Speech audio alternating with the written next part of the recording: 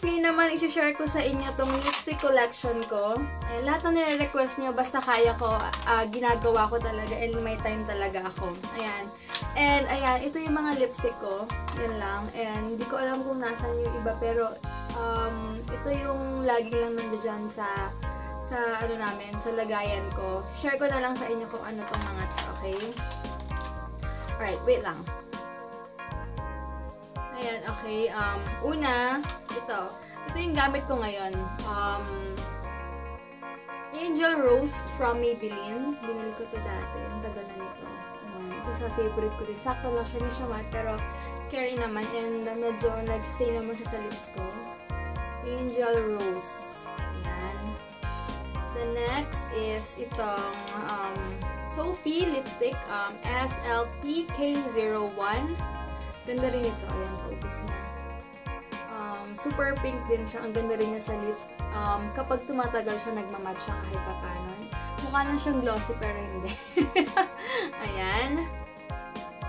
And then next, itong Hazy from Sophie. Hindi ko makita yung ano niya. Satin lips. Hindi ko makita yung kung anong shade niya, pero ito siya. Pinaka light pink. Storbo tumawag si Heinz. Anyway, ito naman, Naranja from Intuit. Ang ganda ng color nito. Kaya si-snitch ko to na laman. Medyo peach siya kapag nasa lips. Ang ganda lang kasi fresh look din yung effect. Ayan. And then next, itong ang paubos na rin, CoverGirl. Hindi ko alam kung anong shade dito, pero ito yung long-lasting na sinabi ko na gamit ko nung nag-grocery kami ni Mama. Ayan. Hindi ko alam, nabura na eh. Nabura na yung shade niya, wala na. As in, clear na. And the next, Nichido, Charming. Super orange and super pigmented din siya. Sa camera, para siyang reddish, pero hindi. Orange talaga. Super duper orange siya.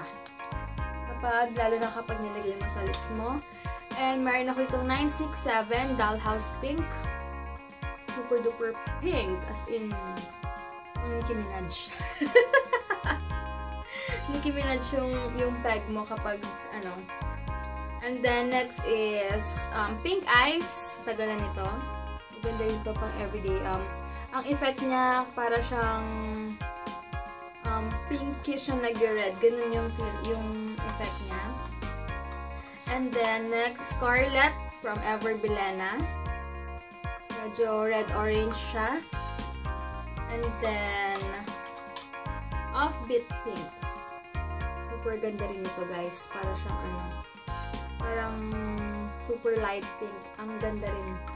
Puro matte yan. And then, Mauve. Ayan. Ewan ko, parang nagkaroon na siya ng halatang hindi ko nagagamit. Last year or 2 years ko pa itong binili, pero mabango pa naman siya. Mabango pa naman siya, kaya ayan, color, wala lang. Ewan ko ba't ko ito binili dati. Gusto ko lang sigurong matry. And yung Essence lipstick.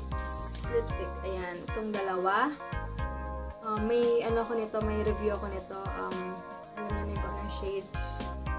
And then, wait lang. And then, itong Revlon, maganda rin to. Favorite sa akin ni Heinz to eh. Ayan. Pero super light na lang siya ngayon. Dahil nga siguro, mas pumuti ako siguro ngayon or sa hair ko, hindi siya ganun kabagay. Kaya, pinapatungan ko siya 002 sa Revlon. Super violet na pink, light violet siya ganun. And itong magic lipstick na bigay sa akin ng best friend kong si Michelle from, hindi ko alam na siya galing bansa, basta binili niya to. Sobrang ganda rin ito kasi parang natural lang yung effect niya sa lips mo.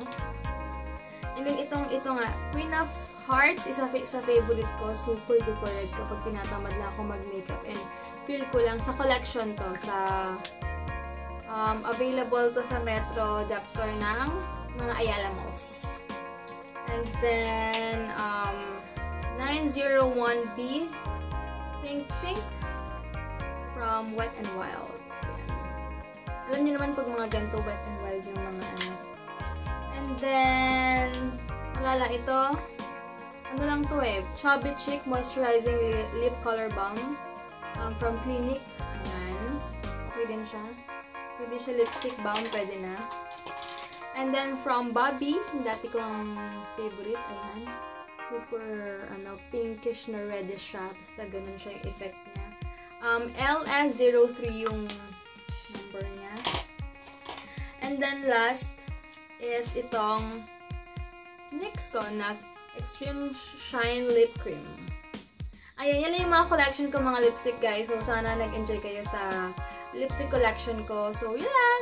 Goodbye and thank you for watching.